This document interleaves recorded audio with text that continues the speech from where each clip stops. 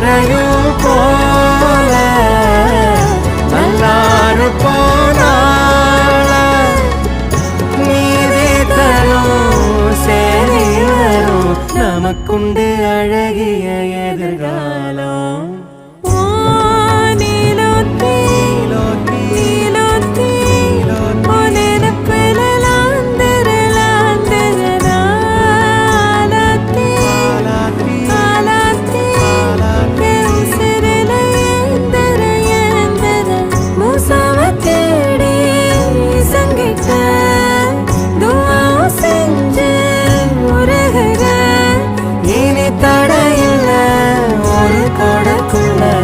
வாழ்ந்திடும் காட்சியும் தெரிகிறதே